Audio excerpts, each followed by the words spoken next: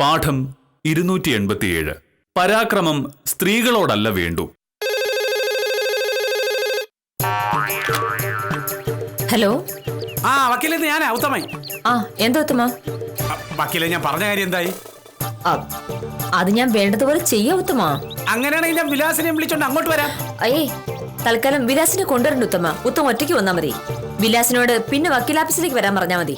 ഓ ശരി വക്കീലെ. ശരി. അപ്പൊ വിളിച്ചെന്ന് പറയാം വിലാസിന്റെ അടുത്ത്. വിലാസിന് ഞാനാണ് ഉത്തമൻ. വക്കീലിനോട് ഞാൻ സംസാരിച്ചിട്ടുണ്ട്. വക്കീൽ റെഡിയാണ്. ഞാൻ അവിടെ പോയി കണ്ടതിന് ശേഷം വിലാസിനെ വിളിക്കാം. പിന്നെ ദൈവത്തെ ഓർത്ത് ഇതിന്റെ പിന്നിൽ ഞാനാണെന്ന് ആരോടും പറയരുതേ. ചന്ദ്രപ്പന്റെ സ്വഭാവം എന്നെക്കാളും നല്ല നിശ്ചയം വിലാസിനിക്കാണല്ലോ.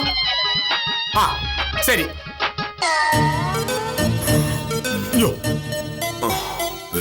മോഹനേട്ടാ, ഞാനൊന്ന് കുറച്ച് നേരത്തെ ഇറങ്ങും. മോഹനേട്ടന്റെ ഷർട്ട് കൊണ്ട് ഞാൻ തേച്ചു വെച്ചിട്ടുണ്ട്. കൊണ്ടുപോകാനുള്ള ചോറ് പാത്രത്തിലാക്കി അടുക്കളയിൽ വെച്ചിട്ടുണ്ട്. രാവിലെ കഴിക്കാനുള്ളത് വിളമ്പി മേശ വെച്ചിട്ടുണ്ട്. നേരത്തെ അതാന്ന് സാറ് ഹൈക്കോടതിയിൽ ഒരു കേസുമായിട്ട് പോയിരിക്കുക. ഇന്നലെ മുതൽ ഓഫീസിലെ സകല ജോലി ഞാൻ ഒറ്റയ്ക്കാണ് ചെയ്യണത്. ഇന്ന് സദാനന്ദ സാറ് വരുമെന്ന് കരുതിയതാണ്. പക്ഷേ സാറിന് ഇന്ന് നാളെ വരാൻ പറ്റില്ലെന്ന്. അപ്പോ സദാനന്ദ സാർ തിരിച്ചു വരുന്നവരെ കേസുകളൊക്കെ നോക്കുന്നത് നീയാണ്? പിന്നല്ലാതെ. അപ്പൊ തിരിച്ചു വരുമ്പോഴേക്കും സദാനന്ദ സാറിന്റെ കാര്യം ഒരു തീരുമാനമാവും. മോഹനേട്ടാ, എന്നെ അതൊക്കെ ഏൽപ്പിച്ചു പോകാൻ ധൈര്യമുള്ളത് കൊണ്ടാണല്ലോ സാറ് പോയത്. ഞാൻ ആ കേസൊക്കെ വാദിച്ച ജയിക്കുമെന്ന് സാറിനും അറിയാം. മോഹനേട്ടൻ എന്നെ വലിയ മതിപ്പൊന്നുമില്ലെങ്കിലും നാട്ടിലുള്ളവർക്ക് അങ്ങനെയല്ല. സത്യഭാമ വക്കീല് മിടിക്കാണെന്ന് പറയാത്ത ഒരൊറ്റ ആള് പോലുമില്ല. അതുകൊണ്ട് ഞാൻ കേസ് വാദിച്ചു എന്ന് കരുതി സദാനന്ദ സാറിന് ഒരു മോശം ഉണ്ടാവില്ല. അങ്ങനെ അല്ലല്ലോ ഞാൻ ഉദ്ദേശിച്ചത്. പിന്നെ എങ്ങനെയാണ് ഉദ്ദേശിച്ചത്? സദാനന്ദ സാറിന് പകരം നീ കേസ് വാദിച്ച് ജയിക്കുമല്ലോ. എങ്ങനെ ജയിക്കായിരിക്കും? നീ വലിയ വക്കീലല്ലേ. അങ്ങനെ എല്ലാ കേസുകളും നീ ജയിച്ചു കഴിയുമ്പോ പിന്നെ ആളുകൾക്ക് സദാനന്ദ സാറിന് വേണ്ട. സത്യഭാമ വക്കീലുള്ളപ്പോ സദാനന്ദ സാർ പിന്നെ എന്തിനാ?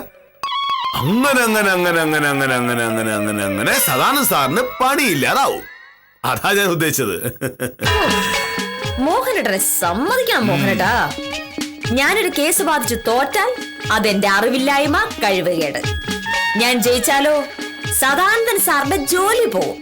ചുരുക്കി പറഞ്ഞാൽ മോഹനേട്ടന്റെ കാഴ്ചപ്പാടിൽ ഞാൻ കേസ് ജയിച്ചാലും ദോഷം, തോറ്റാലും ദോഷം. ഇത് ഒരുതരം ഞരമ്പ് രോഗമാണ്. നമ്മുടെ നാട്ടിലെ മിക്കവാറും ആണുങ്ങൾക്കൊക്കെ ഈ സൂക്കേടുണ്ട്. പെണ്ണുങ്ങളുടെ കഴിവിനെ അംഗീകരിക്കാനുള്ള മടിയാണ് ഇതിന്റെയൊക്കെ പിന്നില്. നൂറ്റാണ്ടുകളായി ആണുങ്ങളുടെ തോന്നിയാസം മാത്രം നടന്നിരുന്ന ഈ ലോകത്ത് പെണ്ണുങ്ങൾ കൂടി ആളുകളാവുന്നതിന്റെ അസഹിഷ്ണുത അല്ലെങ്കിൽ അസൂയ. മോഹനേട്ടനെ പോലുള്ള മുരടന്മാരായ ആണുങ്ങൾ എന്തൊക്കെ ചെയ്താലും ഒരു കാര്യമില്ല. ഇനിയുള്ള കാലം പെണ്ണുങ്ങളെ അംഗീകരിക്കാതെ ജീവിക്കാൻ പറ്റില്ല. അതുപോലെ ഞങ്ങൾ പെണ്ണുങ്ങൾക്ക് ആണുങ്ങളുടെ സഹായവും വേണ്ട.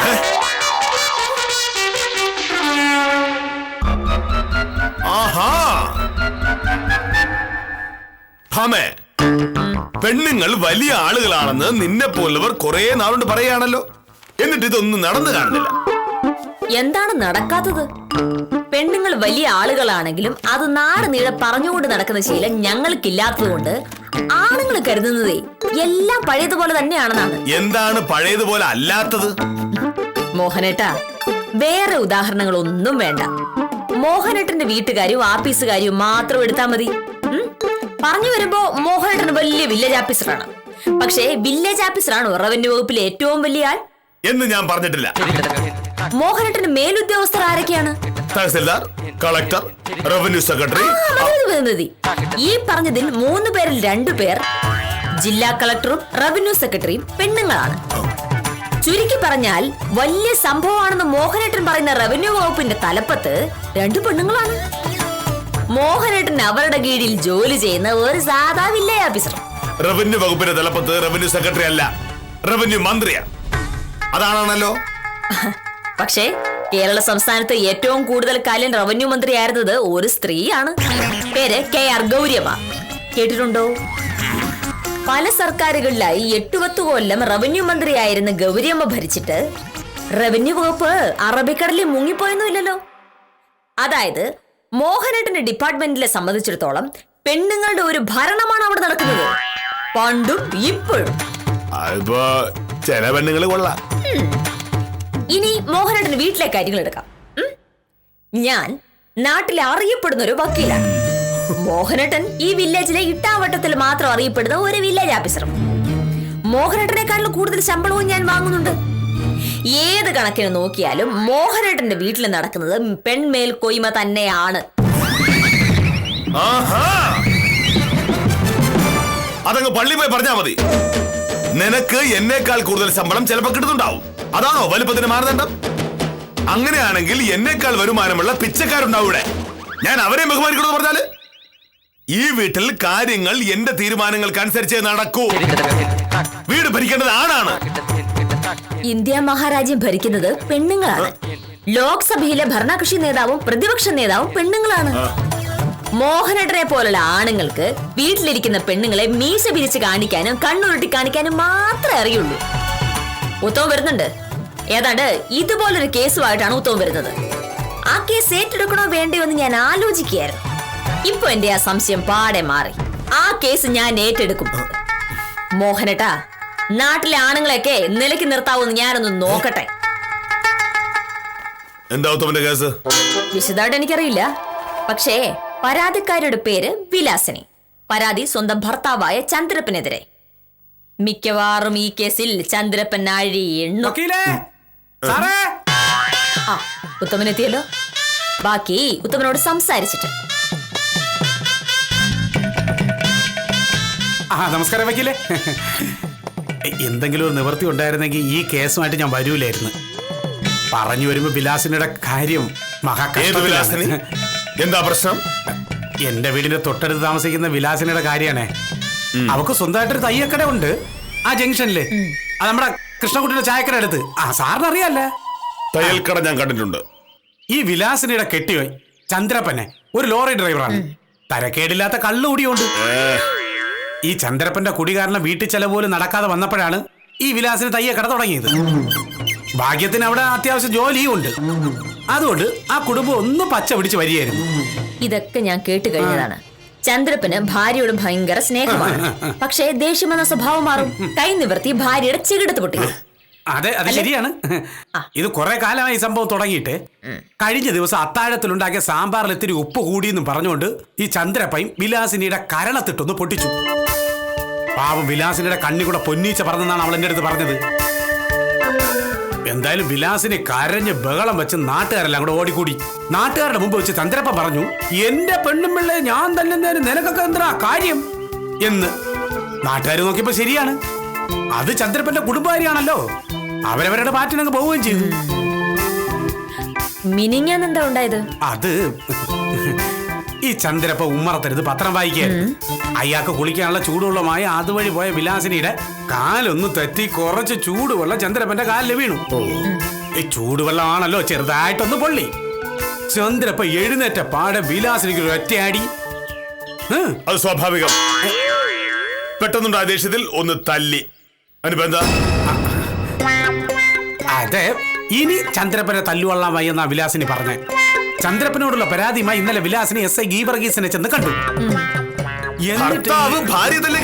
അതും പറഞ്ഞ ഉടനെ പോലീസ് സ്റ്റേഷനിലേക്ക് ഓടുകയാണോ വേണ്ടത്? അതിനെന്താ തെറ്റ്? ഭാര്യ ആയാലും ഭർത്താവായാലും തല്ലേണ്ട കാര്യമില്ലല്ലോ. ഇത്തരം ഭർത്താക്കന്മാർക്കെതിരെ കേസ് കൊടുക്കുക തന്നെയാണ് വേണ്ടത്. പക്ഷേ ഗീവർഗീസ് സാർ ചന്ദ്രപ്പന്റെ പക്ഷമാണല്ലോ പിടിച്ചത്. കാല് പൊള്ളിയതിന്റെ ദേഷ്യത്തിലല്ലേ? തല്ലിയ സ്വന്തം ഭർത്താവല്ലേ? എന്നിട്ട് കേസും വഴക്കുമായിട്ട് നടക്കുന്ന എന്തിനാ എന്ന് ഗീവർഗീസ് സാർ ചോദിച്ചു. ഗീവർഗീസ് സാറിന് വിവരമുണ്ട്. ഭാര്യയും ഭർത്താവുമ്പോ ചെറിയ വഴക്കും പിണക്കൊക്കെ ഉണ്ടാവും. അതിനൊക്കെ പോയി പോലീസ് പരാതിപ്പെടാന്ന് വെച്ചാല് ചെറിയ വഴക്കല്ലല്ലോ. ചന്ദ്രപ്പൻ വിലാസിനെ തല്ലി എന്നതാണ് കേസ്. ഏത് ഭർത്താവായാലും അത് പാടില്ല. ഭാമേ, നീ ഒരു വക്കീല. നിനക്കൊരു കേസ് കിട്ടാൻ വേണ്ടി മാത്രം ഒരു ഭാര്യയും ഭർത്താവിനും തമ്മിൽ തെറ്റിക്കാൻ നോക്കരുത്. ഇതൊരു കുടുംബ പ്രശ്നമല്ലല്ലോ മോഹനേട്ടാ, ഒരു ക്രിമിനൽ കേസാണ്. ഉത്തമ, ഞാൻ എസ് ഐ ഗീവർഗീസ് സാറിനോട് സംസാരിച്ചോളാം. മര്യാദയ്ക്ക് കേസെടുക്കാൻ ഗീവർഗീസ് സാർ തയ്യാറാവുന്നില്ലെങ്കിൽ അത് പറഞ്ഞ് നമുക്ക് കോടതി പോവാം. കോടതി പോയല്ലേ ഗീവർഗീസ് സാറിന്റെ തലേ തൊപ്പി കാണുകയാണ്. നിയമം ഉണ്ടാക്കി വെച്ചിരിക്കുന്നത് പൗരന്മാർക്ക് വേണ്ടിയാണ്. അതനുസരിക്കാൻ മടിയുള്ളവരെ അനുസരിപ്പിക്കുവാൻ വേറെ വഴിയുണ്ട്. ഉത്തമം വിട്ടോ, ഞാന് ഗീവർഗീസ് സാറിനോട് ഒന്ന് സംസാരിച്ചിട്ട് വിളിക്കാം. ആവശ്യമുണ്ടെങ്കിൽ മാത്രം വിലാസിന് വക്കീൽ ഓഫീസിലേക്ക് വന്നാൽ മതി. ശരി ശരിയാക്കില്ലേ? ഓക്കെ. സമാധാനമായ ഇതിൽ ഉത്തമൻ കാണിക്കുന്നതാണ് വൃത്തികേട്. അയൽപക്കത്തെ ഭാര്യയും ഭർത്താവും തമ്മിൽ ഒരു പ്രശ്നമുണ്ടായപ്പോ അത് സംസാരിച്ചു തീർക്കാൻ നോക്കുന്നതിന് പകരം ഭാര്യയ്ക്ക് വക്കീലിനെ ഏർപ്പാടാക്കാൻ നടക്കുന്നു. കഷ്ടം. എന്തായാലും ഈ കേസിന് ഉത്തമൻ വേറെ വക്കീൽ അന്വേഷിച്ചോ. ഇത് വാദിക്കാൻ ഭാമ വരില്ല. അല്ല, വരാന്ന് വക്കീൽ പറഞ്ഞിരുന്നല്ലോ, സാറും കൂടെ കേട്ടായിരുന്നല്ലോ. ഈ വീട്ടിൽ ഭർത്താവ് ഞാനാണ്. ഞാൻ പറയുന്നത് ഇവിടെ നടക്കും. ഭാമ ഈ കേസ് വാദിക്കില്ല എന്ന് ഞാൻ പറഞ്ഞാൽ ഈ കേസ് വാദിക്കില്ല എന്ന് തന്നെയാണ്. പൊയ്ക്കോ. പറഞ്ഞതാണ് വാദിക്കാന്ന്. അല്ല, പറഞ്ഞു സാർ കേട്ടോ. ഇനിയിപ്പോ ഇവര് തമ്മിലുള്ള പ്രശ്നം തീർക്കാൻ വേറെ വക്കീലിനെ വിളിക്കണമല്ലോ. ഭാമേ, നീ ആരെ വിളിക്കുന്നത്? എസ് എ ഗീവർഗീസ് സാറിനെ. പറ്റില്ല. പറ്റൂല്ലോ, ഞാനത് വിളിച്ചോണ്ടിരിക്കല്ലേ. അതല്ല പറഞ്ഞത്. ഈ കേസിൽ നീ ഇടപെടാൻ പാടില്ല എന്ന്. കാരണം ഒരു ഭാര്യയും ഭർത്താവും ആകുമ്പോ വീട്ടിൽ പല അഭിപ്രായ വ്യത്യാസങ്ങൾ ഉണ്ടായിരുന്നിരിക്കും. പെട്ടെന്നുള്ള ദേഷ്യത്തിൽ ഭർത്താവ് ഭാര്യയെ ഒന്ന് തല്ലിയെന്നിരിക്കും. അതൊക്കെ പോയി പോലീസ് പറഞ്ഞ കാര്യം എന്താണ്? മോഹനേട്ടാ, നമ്മുടെ രാജ്യത്തെ നിയമം അനുസരിച്ച് ഒരാൾക്ക് മറ്റൊരാളെ ദേഹോപദ്രവം ചെയ്യാൻ അധികാരമില്ല. അങ്ങനെ സംഭവിച്ചാൽ പരാതിപ്പെടേണ്ടത് പോലീസ് സ്റ്റേഷനിലാണ്. പക്ഷേ സാധാരണ ഒരാൾ മറ്റൊരാളെ തല്ലിയ പോലൊരു കേസല്ലല്ലോ ഇത്. ഭർത്താവ് ഭാര്യ തല്ലിയ കേസല്ലേ? നിയമത്തിന് മുന്നിൽ ഭാര്യ ഭർത്താവ് എന്നൊന്നും ഇല്ല. ആരും ആരെയും തല്ലാൻ പാടില്ല. എന്തിന്? അച്ഛനോ അമ്മയോ തല്ലിയെന്ന് കുട്ടികൾ പരാതിപ്പെട്ടാൽ പോലും കേസുള്ള രാജ്യമാണ് നമ്മുടേത്. നിയമത്തിൽ അങ്ങനെ പലതും കാണും. അതൊന്നും ജീവിതത്തിൽ നടപ്പാവില്ല ഭാവേ. ഞാനും നീയൊക്കെ ചെറുതായിരുന്നപ്പോ നമ്മുടെ അച്ഛനും അമ്മയൊക്കെ നമ്മളെ തല്ലിട്ടില്ലേ? ഉടനെ കേസുമായി പോലീസ് സ്റ്റേഷനിലേക്ക് പോവുകയാണോ ചെയ്തത്? അല്ല. അന്ന് അച്ഛനും അമ്മയും നമ്മളെ തല്ലിയത് അവർ നമ്മുടെ രക്ഷാകർത്താക്കളായതുകൊണ്ടാണ്. നമുക്ക് നന്മ വരാൻ വേണ്ടിട്ടായിരുന്നു. ഒരു വീടാകുമ്പോ ഭർത്താവ് ഭാര്യയുടെ രക്ഷാകർത്താവാണ്. അപ്പോ ഭർത്താവ് ഭാര്യയെ ഒന്ന് തല്ലി നിൽക്കിരിക്കും. അതും പറഞ്ഞ ഉടനെ പോലീസ് സ്റ്റേഷനിലേക്ക് ഓടുകയാണോ വേണ്ടത്? നീ ഈ കേസ് ഏൽക്കുന്നില്ല. ഞാൻ ഈ കേസ് ഏൽക്കുന്നുണ്ട്. നീ കേസ് ഏൽക്കില്ലെന്ന് ഉത്തരവിടെ പറഞ്ഞല്ലോ. ആരോട് ചോദിച്ചിട്ട്? എന്നോട് ചോദിക്കാതെ എന്റെ കാര്യങ്ങൾ തീരുമാനം എടുക്കാൻ മോഹനേട്ടൻ ഞാൻ ആരാണ്? നിന്റെ ഭർത്താവാണ്. കൊറേ നേരമായാലും പറയുന്നു ഭർത്താവ് ഭർത്താവ് ഭർത്താവെന്ന്. ഈ ഭർത്താവ് എന്ന് പറഞ്ഞത് ദൈവമൊന്നുമല്ലല്ലോ. ആഹാ,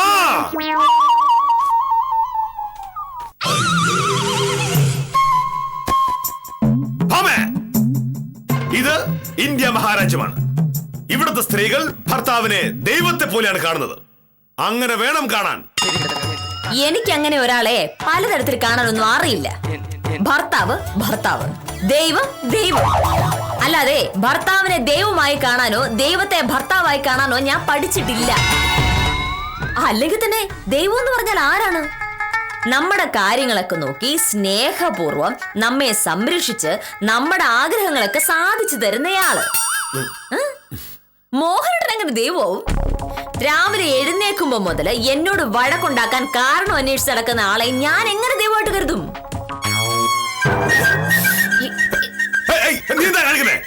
കണ്ടില്ലേ, ഷർട്ട് മുണ്ടും ചുരുട്ടിക്കൂട്ടി. ഇതൊന്നും എനിക്ക് ഇട്ടോണ്ട് പോകണ്ടല്ലേ?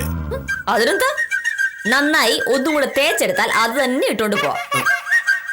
ഞാൻ തേക്കാനോ? എന്താണ് തേച്ചാല്? ഇത്രയും കാലം ഞാനായിട്ട് ഷർട്ടും മുണ്ടും അലക്കി തേച്ച് തന്നില്ലേ? അത് ഇട്ടുകൊണ്ട് വലിയ സുന്ദര കുട്ടപ്പനായി റോഡിലൂടെ അങ്ങനെ ഞെളിഞ്ഞു നടന്ന് ശീലമായി പോയി വില്ലേജ് ഓഫീസർക്ക്. ഇനി അത് നടക്കില്ല. ഷർട്ടും മുണ്ടും വേണമെങ്കിലേ തനിയെ തേച്ചുകൊള്ളണം. അല്ലെങ്കിലും വലിയ ദൈവമാണെന്നല്ലേ പറയുന്നത്. ഒരു ഷർട്ടും മുണ്ടും തേക്കാൻ ദൈവത്തിന് എന്താണ് പാട്? കളിച്ച് കളിച്ച് നീ അതിര് വിടുന്നു. മര്യാദക്ക് ഷർട്ടും മുണ്ടും തേച്ചിരുന്നത് ഇല്ലെങ്കിൽ എന്ത് ചെയ്യും? ഒന്നും ചെയ്യില്ല മോഹനേട്ടാ. ഭർത്താവിന്റെ ഷർട്ടും മുണ്ടും ഭാര്യ തേച്ചു കൊടുക്കണമെന്ന് ഇന്ത്യൻ ഭരണഘടനയിൽ പറഞ്ഞിട്ടേയില്ല. എനിക്ക് തേക്കാൻ മനസ്സില്ല. കൂടുതൽ മസിൽ പിടിക്കാതിരുന്നാൽ ഒരു ചായ എടുത്തരാം. അത് മോഹനേട്ടനെ പേടിച്ചിട്ടോ ദൈവമാണെന്ന് കരുതിയിട്ടോ അല്ല. സാധാരണ ഈ നേരത്തെ ഒരു ചായ കുടിക്കാറുണ്ടല്ലോ എന്ന് കരുതി മാത്രമാണ്. ഞാൻ ചായ എടുക്കുമ്പോഴേക്കും ദൈവം ഈ ഷർട്ട് മുണ്ടൊക്കെ തേച്ചു. അല്ല, ദൈവം ചായ കുടിക്കൂ? ഈ പുരാണത്തിലൊന്നും ചായ കുടിക്കാൻ ദൈവത്തെ പറ്റി ഞാൻ വായിച്ചിട്ടില്ല.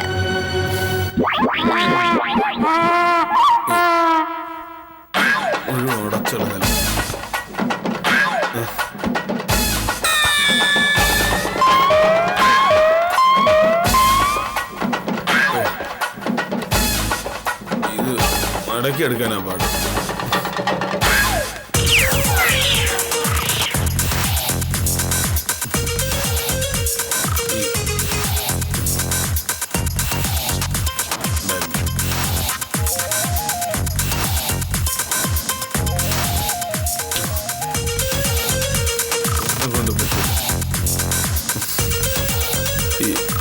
മുണ്ടിനൊന്നും ഇത്രയും നീളത്തിന്റെ കാര്യമില്ല. അല്ലെങ്കിൽ തേക്കായിരുന്നു. വേണ്ട.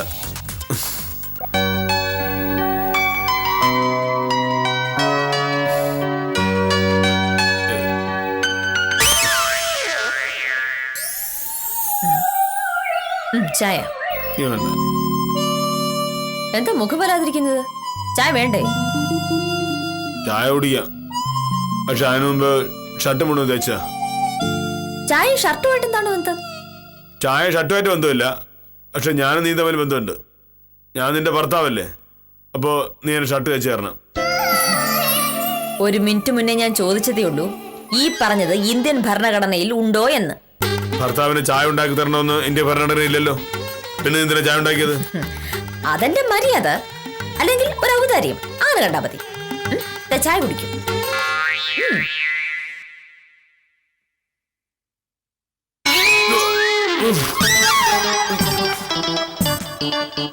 എന്താ മനോട്ടാ ഇതെന്തൊരു മധുരം! ഇങ്ങനെയാണ് ചായ ഉണ്ടാക്കുന്നത്? ഇതുപോലെ പഞ്ചസാര കളിക്കാ കുടിക്കുന്ന ആൾ ആ നിമിഷം ചത്തുപോലേ.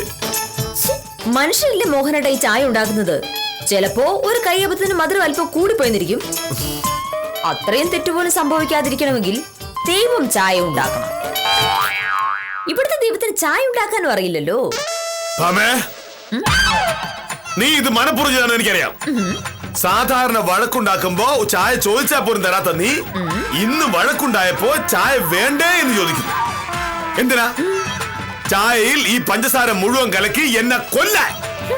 ചായയിൽ ഒരു ഇത്തിരി മധുരം കൂടിപ്പോയത് കൊണ്ട് ഇന്നേ വരെ ഒരാളും മരിച്ചു പോയിട്ടില്ല. ഇത് ശരിയാവില്ല. നിന്റെ അഹങ്കാരം അതിര് കിടക്കുകയാണ്. ഇത് ഞാൻ സമ്മതിക്കില്ല. മോഹനേട്ടന് എന്ത് ചെയ്യാൻ പറ്റും? എനിക്ക് ചായ വേണ്ട. വേണ്ട, അത് കൃഷ്ണൻകുട്ടിയുടെ കടയെന്നാവാം. പക്ഷേ ഷർട്ടും മുണ്ടും ആര് തേക്കും? ഇതാണ് വലിയ വില്ലേജ് ഓഫീസർ ആണെന്ന് പറഞ്ഞ് ഞെളിഞ്ഞു നടക്കുമ്പോഴുള്ള കുഴപ്പം. അവരവർക്ക് ആവശ്യമുള്ളത് അറിഞ്ഞില്ലെങ്കിൽ ഭാര്യയുടെ കാല് പിടിക്കേണ്ടി വരും. പറയുമ്പോ കാണപ്പെട്ട ദൈവമാണ്, പക്ഷേ ദൈവം ഒടുവിൽ ഈ പാവം മനുഷ്യ സ്ത്രീയുടെ കാല് പിടിക്കുന്നു. നിന്റെ കാലല്ലേ പട്ടി പിടിക്കും. ആ, പട്ടി കാല് പിടിക്കോ? പട്ടി കാലി കടിക്കുന്നൊക്കെ കേട്ടിട്ടുണ്ട്. അയ്യോ, എനിക്കായിരിക്കും. വിലാസിനെയാണെങ്കിൽ നേരെ പോലീസ് സ്റ്റേഷനിലേക്ക് വരാൻ പറയാം. ഹലോ, അതെ. ആ, ഒരു മിനിറ്റ്. മോഹനേട്ടനാ ഫോൺ. ആരാണ്? തഹസിൽദാരോ? മോഹനേട്ടൻ ഇവിടെ ഇല്ല. രാവിലെ പോയതാ. ഒരാഴ്ച കഴിഞ്ഞ് വരും. ഹലോ, എന്താ? നിനക്ക് കുട്ടികളി കളിക്കാനുള്ള ആളാണോ തഹസിൽദാർ? ഞാനൊരു തമാശ കാണിച്ചതല്ലേ. ഇതാണോ തമാശ? തഹസിൽദാർ എന്ത് വിചാരിച്ചാണ്? ഞാൻ ലീവ് എടുക്കാതെ എവിടെ പോയി വിചാരിക്കില്ലേ? അത്രയുള്ള കാര്യം. മോഹനേട്ടൻ കുറച്ചു കഴിഞ്ഞ് ആഫീസിൽ ചെല്ലുമ്പോ തഹസിൽദാർ അറിയുമല്ലോ മോഹനേട്ടൻ എവിടെ പോയിട്ടില്ല എന്ന്. പക്ഷേ നീ ഇപ്പൊ ഫോണിൽ പറഞ്ഞ എന്താ ന്യായം? തഹസിൽദാർക്ക് വില്ലേജ് ഓഫീസറെ വിളിക്കണമെങ്കിൽ ആഫീസിലെ ഫോണിൽ വിളിക്കണം, ഇല്ലെങ്കിൽ ആഫീസറുടെ മൊബൈലിൽ വിളിക്കണം. ഇത് എന്റെ കൂടി വീട്ടിലിരിക്കുന്ന ഫോണാണ്. ഇതെടുത്ത് ഞാൻ എനിക്ക് തോന്നുന്നതെല്ലാം പറയും. അങ്ങനെ പറഞ്ഞാൽ നീ വിവരം അറിയും. ഞാനിപ്പോ പറഞ്ഞല്ലോ, എന്നിട്ട് ഞാനൊരു വിവരം അറിഞ്ഞില്ലല്ലോ. ഇനി ഒരു പ്രാവശ്യം കൂടി ആവർത്തിച്ച മോഹനേട്ടൻ ഇവിടെ ഇല്ല. ആവർത്തിച്ചു. ഇനി എന്ത് ചെയ്യും? ഇങ്ങനെ ശ്വാസം പിടിച്ചിട്ട് എന്താ കാര്യം? ഞാൻ ഇങ്ങനെ ധിക്കാരം കാണിച്ചാൽ മോഹനേട്ടൻ എന്ത് ചെയ്യും? പറ. തല്ലോ? എങ്കിൽ തല്ല്. ഞാനിതുവരെ തല്ലിട്ടില്ലല്ലോ. മോഹനേട്ടനല്ലേ പറഞ്ഞത് ഭാര്യയെ തല്ലാൻ ഭർത്താവിന് അധികാരമുണ്ടെന്ന്? എന്നിട്ടെന്താ മോഹനേട്ടൻ എന്നെ തല്ലാത്തത്? മോഹനേട്ടാ, ഞാൻ ഈ ലോകത്ത് കണ്ടിട്ടുള്ളതിൽ വെച്ച് ഏറ്റവും വലിയ മുൻകോപിയാണ് മോഹനേട്ടൻ. ഒന്ന് പറഞ്ഞ് രണ്ടാമത്തെ ചാടിക്കടിക്കാൻ വരുന്നയാള്. മോഹനേട്ടന്റെ മുന്നിൽ നിന്ന് ഞാൻ എന്തുമാത്രം ധിക്കാരം പറഞ്ഞു. മോഹനേട്ടനെ തല്ലിയോ? അത് കഴിഞ്ഞ് തേച്ചു മടക്കി വെച്ചിരിക്കുന്ന ഷർട്ടും മുണ്ടും ചുരുട്ടിക്കൂട്ടി. എന്നിട്ടും മോഹനേട്ടൻ സഹിച്ചു. പിന്നെ മോഹനേട്ടൻ പറഞ്ഞതുപോലെ ചായയിൽ നിറയെ പഞ്ചസാര ഇട്ടുകൊണ്ട് വന്നു. അപ്പോഴും മോഹനേട്ടൻ ദേഷ്യപ്പെട്ടതേ ഉള്ളൂ, തല്ലിയില്ല. ഇപ്പോ മോഹനേട്ടന്റെ മേലുദ്യോഗസ്ഥനായ തഹസിൽദാർ വിളിച്ചപ്പോൾ മോഹനേട്ടൻ ഇല്ല എന്ന് പറഞ്ഞു. എന്നിട്ടും മോഹനേട്ടൻ കൈപൊക്കിയില്ല. എന്തുകൊണ്ടാ? ഭാര്യയെ തല്ലുന്നത് ശരിയല്ലെന്ന് മോഹനേട്ടൻ അറിയാവുന്നതുകൊണ്ട്. മറ്റൊരാളെ, പ്രത്യേകിച്ച് ഒരു സ്ത്രീയെ തല്ലുന്നത് മോഹനേട്ടൻ സഹിക്കാൻ പറ്റില്ല. ആ മോഹനേട്ടനാണ് കുറച്ചു മുന്നേ വിലാസിനെ തല്ലിയ ചന്ദ്രപ്പനെ ന്യായീകരിച്ചത്. ഭാര്യയെ തല്ലാൻ ഭർത്താവിന് അധികാരമുണ്ടെങ്കിൽ ഇന്ന് ഞാനൊരു 15 തല്ലെങ്കിലും വാങ്ങിയേനെ. മോഹനേട്ടൻ തല്ലില്ല. തല്ലുന്നത് ശരിയല്ല എന്ന് മോഹനേട്ടൻ അറിയാവുന്നതുകൊണ്ട് മാത്രമല്ല, അത് മോഹനേട്ടൻ എന്നോട് ഭയങ്കര സ്നേഹമാണ്. സ്നേഹമുള്ളവരെ തല്ലാൻ ആർക്കെങ്കിലും പറ്റൂ? ഇനി പറ, ചന്ദ്രപ്പൻ ചെയ്തത് ശരിയാണോ? മോശമായി പോയി. അപ്പൊ നമ്മൾ എന്താ ചെയ്യേണ്ടത്?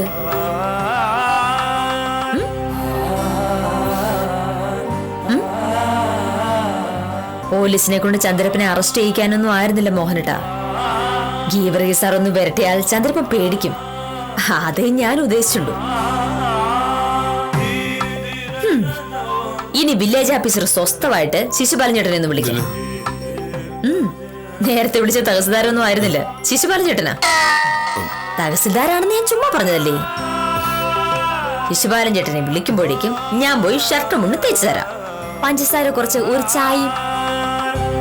എന്റെ കാണപ്പെട്ട ദൈവമല്ലേ. കളിയാക്കണ്ട. അയ്യോ, കളിയാക്കിയതല്ല. പരാക്രമം സ്ത്രീകളോടല്ല വേണ്ടൂ എന്നാണ് പ്രമാണം. ഭാര്യയെ തല്ലാൻ ഭർത്താവിന് അധികാരമുണ്ടെന്ന് കരുതുന്ന വീരശൂര പരാക്രമികളെ കൈകാര്യം ചെയ്യാൻ പെണ്ണുങ്ങൾ പഠിക്കേണ്ട കാലം കഴിഞ്ഞു. മോഹനകൃഷ്ണൻ ആള് യാഥാസ്ഥിതികനാണെങ്കിലും ഭാമയെ തല്ലാനൊന്നും തയ്യാറില്ലെന്ന് പ്രേക്ഷകർക്ക് അറിയാവുന്നതാണ്. ഭാര്യയെ ഒരുപാട് സ്നേഹിക്കുന്ന ഭർത്താവിന്റെ കഥയുമായി കാര്യം നിസാരം തുടരുന്നു.